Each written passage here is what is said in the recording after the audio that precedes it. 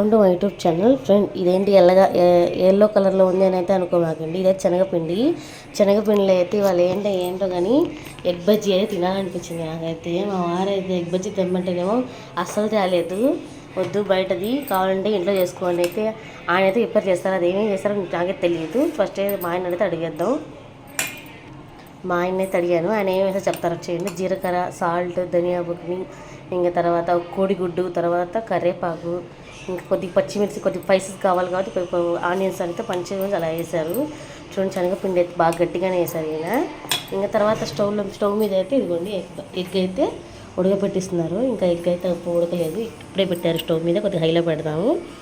అయితే first time అయితే egg bajji అయితే నాకు అసలు రాదు. మామూలుగా అయితే మా వారికి కొద్దిగా వచ్చేమో, నాకైతే అసలు రాదు. ఇంకా ఏమంటే ఇంకా చేతులు కూడా కాల్ చేసుకుంటాను ఆ నూనెలో. ఇంక నా వల్ల ఏ పని కాదు. ఇంకా మా వారైతే రంగంలో దిగారు. లూలే నేను చేస్తానని అయితే ఆల్రెడీ ఒకసారి అయితే చెయ్యిలా కాల్చుకున్నాను. నాకైతే ఇక్కడ చెయ్యంత మంటగా ఉంది ఆల్రెడీ. ఇంక నీ వల్ల ఏ పని కాదని నాకైతే పక్కకు తోసేసి ఇంకా ఆయన అయితే దిగారు. చూడండి ఎంత బాగా చేశారు. అసలు నాకైతే రాదు. ఇలా కలపడం కూడా నాకు చేత కాదు. మరి ఇంకా మనం మటన్ కర్రీలో, చికెన్ కర్రీలో అయితే మనం ఫేమస్. ఇలాంటివి అయితే మనకి అస్సలు మనకి తగ్గదు. చూడండి ఎంత బాగుందో అసలు. ఒకసారి మీకు వేసి కూడా మీకు వీడియో పెడతాను చూసేయండి. ఆల్రెడీ మేము అయితే ఆయిల్ మీకు ఆల్రెడీ చెప్పాను కదా మీకు ఏ ఆయిల్ వాడతామని. ఈ ఆయిల్ వాడేది. ఇప్పుడైతే మేము కడాయి తీసుకొని అయితే పెడుతున్నాము. చూపిస్తాను మా ఎగ్ బజ్జీ వాళ్ళ ప్రిపరేషన్. వంటగది అంతా ఎలా ఉంటుంది. అందులో మా వారు చేశారు కాబట్టి మామూలుగా అయితే ఉండదు వంటగది. ఇంకా రచ్చే. చూడండి, ఎగ్స్ అయితే బాగా ఉడుకుతున్నాయి.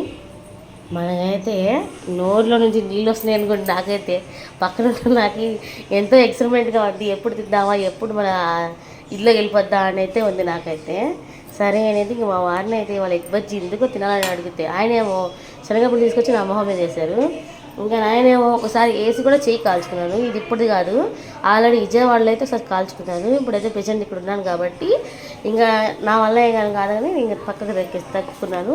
ఇంకా మా వారే ట్రై చేస్తారు. చాలా బాగా అయితే వచ్చింది. చూడండి ఎంత బాగా చేశారు అసలు. ఆయన అయితే నా చివరి వరకు చూస్తేనే మీకు అర్థం అవుతుంది కూడా ఎలా ఉంది ఏంటంటే. ప్లీజ్ మీరైతే సబ్స్క్రైబ్ చేయట్లేదు. నాకైతే సబ్స్క్రైబ్ చేస్తాను. ఇంక మరిన్ని వీడియోస్ కోసం నా ఛానల్ మాత్రం మీరు సబ్స్క్రైబ్ చేసుకోండి. ఎందుకంటే చెప్తున్నానంటే సబ్స్క్రైబ్ చేస్తే ఇంక మంచి మంచి వీడియోస్ అనేది మీకు సెండ్ చేయగలను. ఇవన్నీ చూడండి ఎంత బాగుందో. సరే, ఎగ్ అయితే ఉడుకు అయిపోయింది. కట్ చేసేద్దాం స్టవ్ అయితే. ఇంక స్టవ్ అయితే ఆపేద్దాం. చూడండి, స్టవ్ మీ ముందే ఆపేస్తున్నాను. ఇలా అయితే ఆపేసుకోవాలి. ఇదిగోండి, ఈ గాజులు అయితే మీకు నచ్చినాయా అయితే కామెంట్ చేసేయండి. నాకైతే చూడండి ఎంత బాగున్నాయో, క్యూట్గా. అది కూడా ఎందుకంటే మా వారైతే ఫస్ట్ మొహరంలో నాకైతే అక్కడ అదే మా బస్ స్టాండ్ ఉంది కదా, ఎదురు right side, left side bus స్టాండ్లో గాజులు అయితే ఎలాగా పెట్టారు. చాలా అయితే బాగుంది. నాకైతే ఎందుకో మేము ప్రతి పండగ అంటే మా ముస్లిమ్స్లో చాలామంది వేయించుకుంటారు. నాకు కూడా ఇలా వేయించుకోవాలంటే మరీ ఇష్టం నాకైతే. ఇవాళ సరే అని మా వారిని అయితే అడిగాను, నాకైతే గాజులు కొని పెట్టవా బావా అంటే ఒక డజన్ వచ్చి 60 రూపాయలు అంట. చాలా బాగుంది. నాకు పోయినాయి కానీ డబ్బులు అయితే ఇలా వేయించుకున్నాను. మొహరం మీద వేయించుకుంటే మీరు ఎంతమంది అయితే పండుగల డబ్బులు వేయించుకున్నా నాకైతే కామెంట్ చేసింది. నేనైతే ప్రతి పండగ మేము ఖచ్చితంగా గాజులు వేయించుకుంటాం. లేకపోతే అన్నయ్యతోనో లేకపోతే హస్బెండ్స్తో ఇలా వేయించుకుంటాం. ఎందుకంటే మరీ చెప్తున్నాను, పండగ వస్తే ఆడపిల్లలకి వచ్చేదే అందం గాజులతోనే. చూడండి వీడియో అయితే ఎంత బాగుంటుందో. అంతేనండి నా వీడియో వచ్చిందని ఏదో కామెంట్ చేసేయండి. మరిన్ని వీడియోస్ కోసం నా ఛానల్ సబ్స్క్రైబ్ చేసుకోమాకండి.